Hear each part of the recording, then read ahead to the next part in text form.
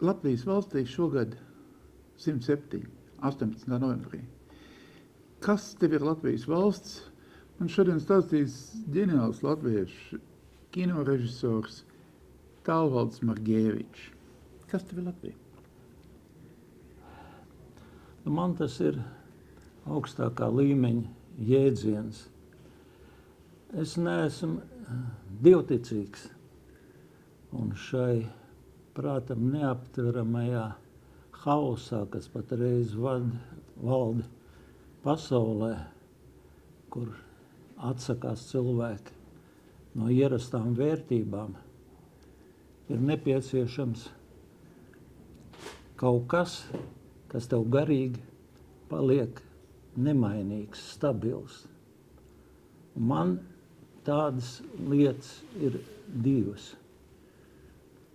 Visplašākajā nozīmē māte un Latvija. Un šai ziņā Latvija man ir ne tikai kaut kāds geogrāfisks vai valstisks jēdziens, tas ir mans morālais satvars, bez kura es kā personība droši vien sabruktu. Un Latvija man reizē ir arī atskaites punkts daudzām lietām, kā uz tām skatīties, kā vērtēt. Un šīs divas nosauktās lietas ir tādas, ko es nevaru nenoliegt, pat neapšaubīt. Jā, man var būt dažāda attieksme, dažādi vērtējumi par māti, man var būt dažādi spriedumi par Latviju, bet nekad tas nebūs noliegums. Kategoriski nebūs.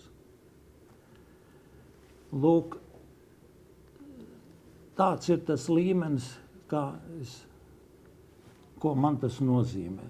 Jo bez tā, bez Latvijas es sev pat nespēju iedomāties. Jā, es varu kritizēt Latviju, jo es varu salīdzināt, teiksim, ar to, kad es nesaprotu tos cilvēkus, kas var tā kaut kādā dusmu uzplūdumā vai kaut kādu dzīves kolīziju dēļ atteikties no Latvijas. Es braucu prom uz visiem laikiem un tam līdzīgi. Es tādiem cilvēkiem varētu pateikt, vai tāpēc, ka baznīcai caurs jumts, tev ir jāatsakās no Dieva. Tev vienkārši jāsalabo tas jumts. Jā. Un tā ir arī manā uzturē ar Latviju.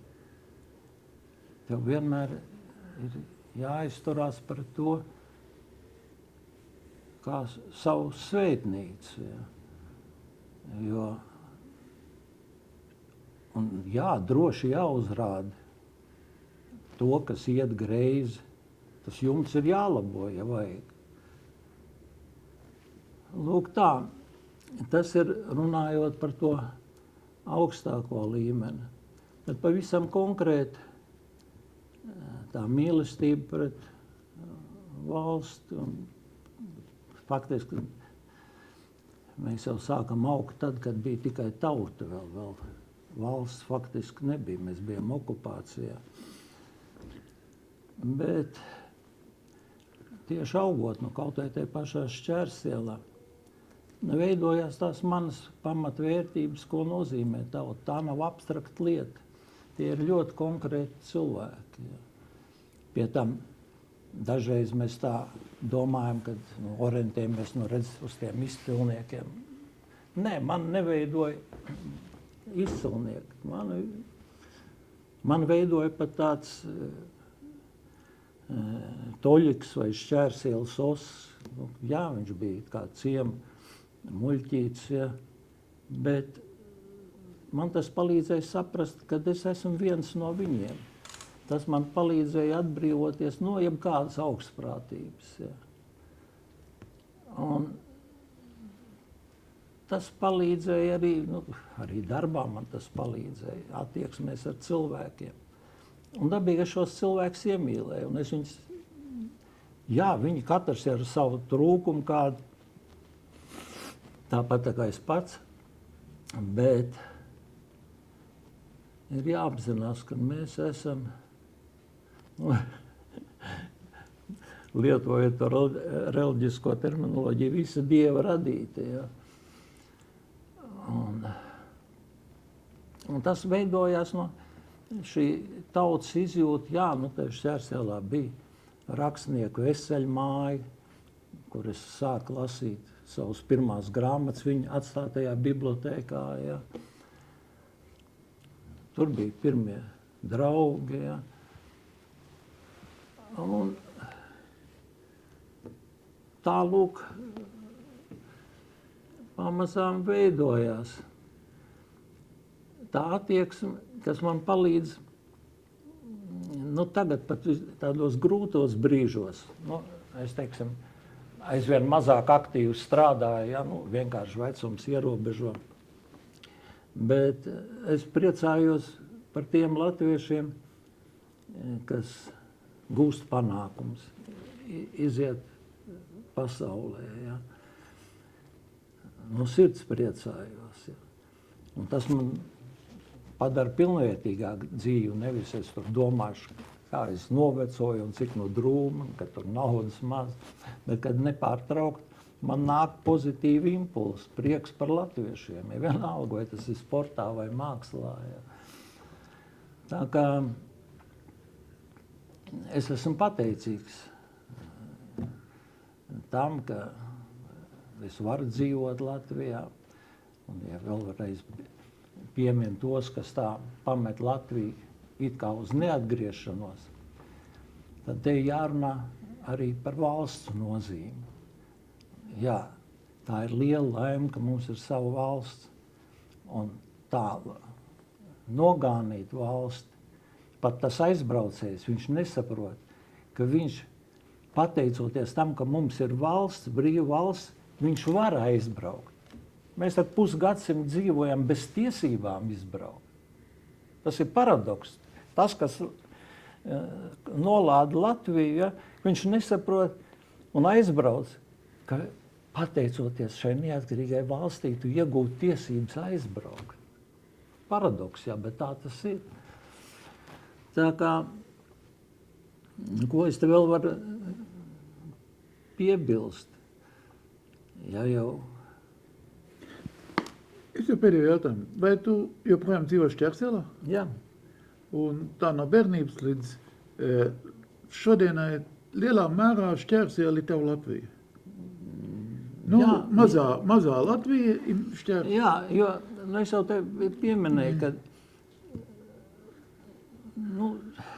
valsts nav kaut kas abstrakts. Ja. Dažreiz tā cilvēks spriež par valsti kā kaut ko tādu, ārpus viņa pastāvošu. Nē, tie ir tie konkrētie cilvēki, no tiem arī veidojās tā valsts.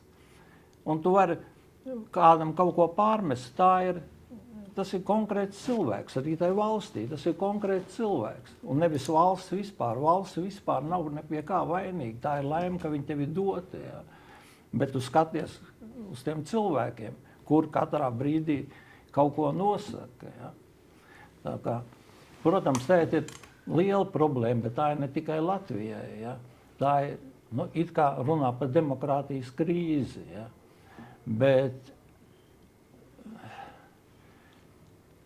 jā, šī krīzes situācija, kas ir visā pasaulē, kad sadurās autoritārie režīmi ar demokrātiskiem, izrādās, ka autoritārie režīmi ir ātrāk rīcības spējīgi.